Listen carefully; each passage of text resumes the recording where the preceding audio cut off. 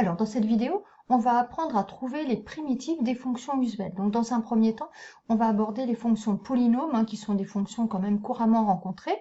Donc, un tableau ou deux tableaux de primitives, donc à bien connaître. Alors, on va examiner un petit peu ce que disent ces deux tableaux. Donc déjà, une primitive de 1, c'est x. Une primitive de x, 1 demi de x au carré. Donc, essayez d'examiner vraiment la structure des formules. Une primitive de x au carré, c'est 1 tiers de x au cube. Une primitive d'x au cube, c'est 1 quart d'x exposant 4. Donc, essayez de voir la logique, en fait. Donc, une primitive de 1, c'est x. Bon, ça, il faut l'apprendre. Mais après, vous voyez, x, en fait, c'est x exposant 1. Donc, une primitive, 1 demi de x carré. Donc, déjà, vous pouvez voir qu'à chaque fois, une primitive, en fait, on a un exposant supplémentaire. Primitive de x, c'est x au carré, c'est en x au carré. Primitive d'x au carré, elle contient des x au cube. Primitive d'x au cube, elle contient des x exposant 4. De la même manière, je me suis arrêtée à x au cube, mais j'aurais pu mettre une primitive d'x exposant 4. Peut-être que vous avez deviné. Déjà, ce sera des x exposant 5. Et le coefficient devant, ce sera 1/5. Donc, vous voyez un petit peu la logique de construction de ces primitives. Maintenant, de manière générale, si on a une primitive, on cherche une primitive d'un nombre k, c'est-à-dire par exemple k égale à 2, une primitive de 2, ce sera 2 fois x, donc 2x. Une primitive de 3, 3x. Une primitive de a fois x, eh bien, on reprend en fait la primitive précédente, primitive de x, on cède du tableau précédent, mais comme x c'est 1x, j'avais 1 sur 2, et comme là j'ai ax, j'ai a sur 2. X carré, c'est 1x carré, donc une primitive, c'était 1 tiers d'x au cube. Eh bien, une primitive de ax carré, ça sera a sur 3 x au cube. Une primitive de 1x au cube, c'était 1 sur 4 x exposant 4. Donc, une primitive de ax au cube, ça sera a sur 4 x exposant 4. Donc, regardez bien la logique de ces formules pour bien les mémoriser. Alors après, si on n'est pas sûr de ces formules, on peut aussi vérifier en faisant la dérivée dans l'autre sens. Rappelez-vous la définition d'une primitive, c'est-à-dire que toutes les fonctions qui sont dans ma colonne de droite ont pour dérivée la colonne de gauche. C'est-à-dire que par exemple, la dérivée de 1 demi de x carré, eh bien si je la calcule, ça fait 1 demi fois 2x, puisque la dérivée d'x au carré c'est 2x, et 1 demi fois 2, ça fait 1. Donc ça fait bien 1x. C'est-à-dire qu'à chaque fois, quand je dérive une des fonctions qui est dans la colonne de droite, je vais bien trouver la colonne de gauche. C'est aussi une manière de vérifier nos formules. Alors, maintenant, un polynôme, en fait, c'est pas uniquement x carré, ou uniquement 2x, ou 4x, ou 5x au carré, ou 5x au cube. C'est souvent une somme de termes de ce type-là.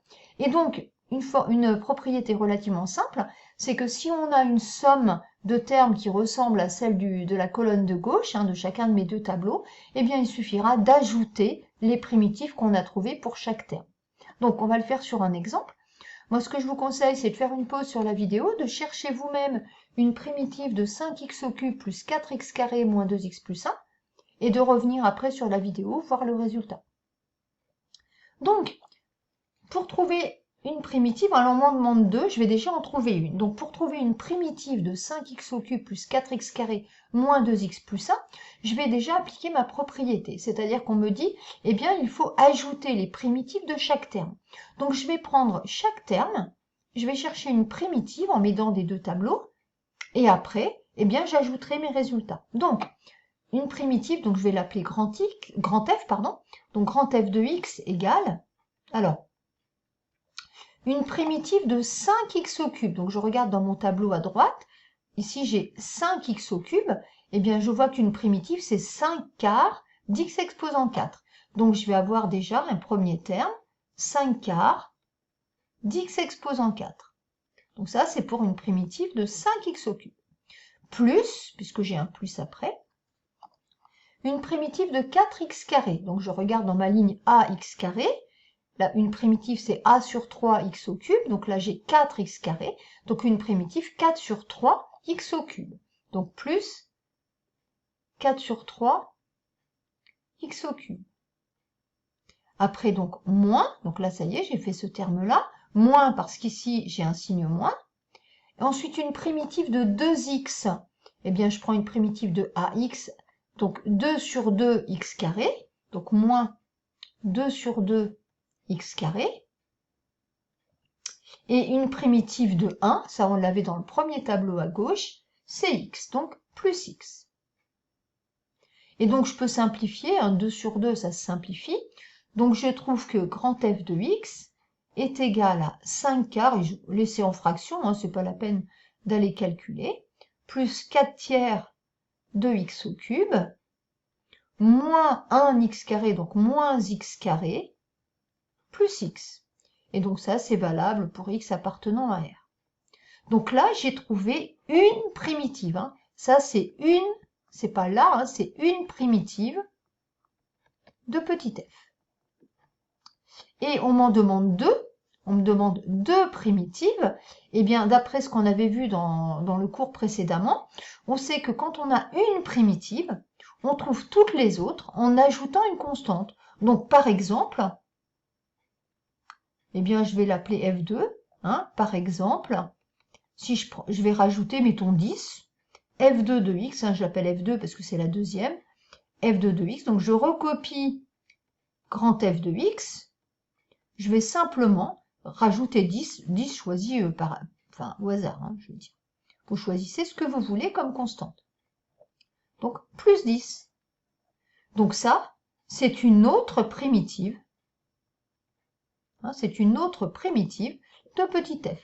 Et on obtient comme ça une infinité de primitives. Hein, ça, c'en est une autre. Il suffit en fait ici que vous ajoutiez ou que vous enleviez une constante. Par contre, surtout pas avec des x, parce que ça changerait la dérivée et on n'obtiendrait pas donc en dérivée petit f. Donc voilà déjà comment trouver des primitives, des fonctions polynômes. Alors, deuxième catégorie de fonctions pour lesquelles vous devez savoir trouver des fonctions sinusoïdales, parce que ce sont des fonctions très utilisées en physique. Donc, ce sont les fonctions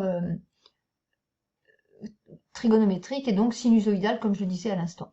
Donc, on sait que la dérivée de sinus, c'est cosinus. Donc, une primitive de cosinus de t, ça sera sinus de t. On sait que la dérivée de cosinus de t, c'est moins sinus de t.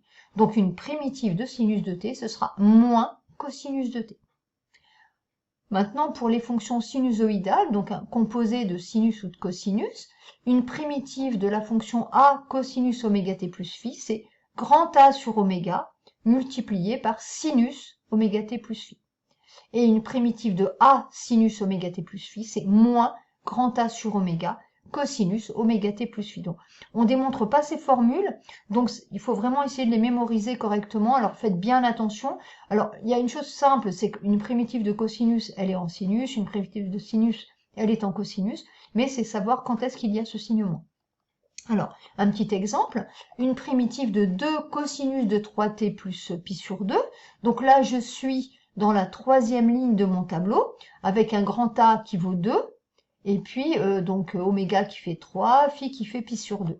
Donc, on va dire, d'après le tableau, eh bien, grand f de t, par exemple, est égal à, donc A sur oméga, donc oméga c'est 3, j'aurais pu le mettre ici, pardon, grand A c'est 2, oméga c'est 3, il faut bien qu'on ait reconnu ces deux valeurs pour pouvoir appliquer notre formule. Donc 2 sur 3, et donc comme on était en cosinus, ça va devenir sinus, et à l'intérieur de la parenthèse, on n'a pas de changement. Donc 3t plus pi sur 2. Donc ça, c'est une primitive, c'est une primitive de petit f. Et alors vous n'étiez pas obligé de choisir celle-ci, ça j'allais dire entre guillemets, c'est la primitive de base, et je peux très bien rajouter une constante, plus pi, plus 3, plus racine de 2, je peux rajouter toutes les constantes que je veux. Donc voilà les formules à bien savoir pour pouvoir travailler avec les primitives.